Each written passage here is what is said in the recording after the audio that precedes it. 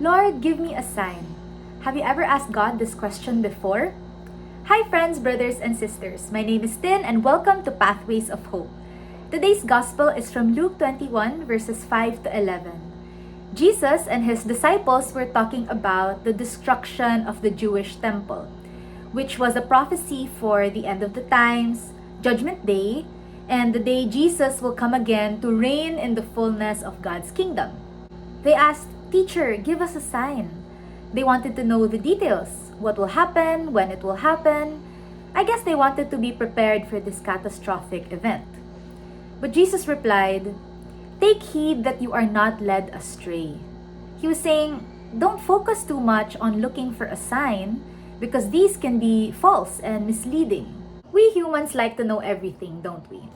We ask God, "Lord, just tell me what to do and I'll do it." Or, "Lord, just give me an answer." Or, "Lord, just show me a sign and I'll know and I'll believe that you are there."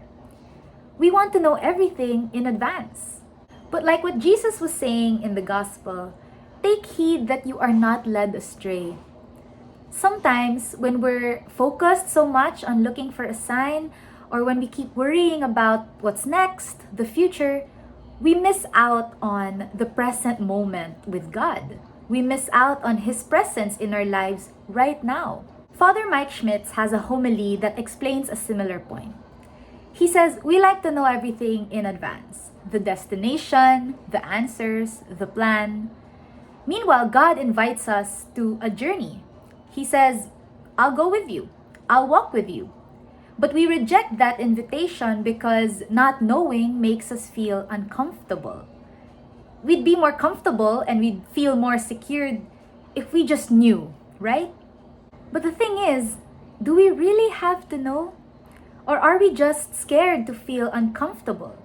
Because when we're uncomfortable, it means we'd have to rely on God every step of the way, and we'd have to put all our trust in Him. Friends, don't look too far ahead for a sign or worry too much about wanting to know everything, that you miss out on your present journey with God. The good news is, we might not know everything, but our God knows everything and sees the entire picture. All we need to do is walk with Him and trust that He's leading us to a good place. So instead of asking, "Lord, tell me now," we can pray, "Lord, where are you in this moment? What are you teaching me right now? Wherever you lead me and whatever you want, I will put my trust in you." And yes, this also means trusting God even in the midst of great difficulty and challenges. In the gospel, Jesus also tells His disciples not to be afraid when they experience famine, earthquakes, wars, tumults, and suffering. He says, these must first take place, but the end will not be at once. Part of not knowing everything is being unprepared for hardships that come our way.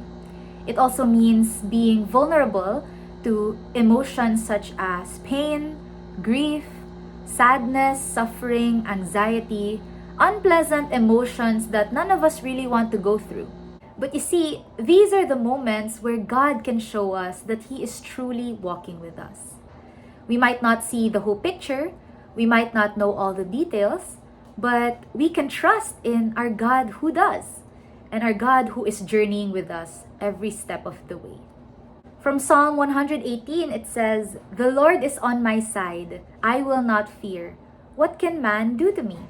Sometimes these sufferings are the sign itself. They point us to God whom we can rely on. They teach us to have faith and to trust. And these are opportunities for God to penetrate our hearts and chances for Him to lavish His love and mercy on us. It's unpleasant, uncomfortable, and maybe painful, but that's a sign that God is near you and He's at work. So, the next time you find yourself worrying so much about the future and wanting to know every detail of your life, come into prayer and focus on your present journey with God. And should you find yourself in a difficult situation, a challenging season of life, rejoice still, because that's a sign that God will soon reveal Himself to you. Friends, if you have been blessed and inspired by this reflection, please like and follow Pathways of Hope and share it to your friends and loved ones. Again, my name is Tin. Thank you and have a great day.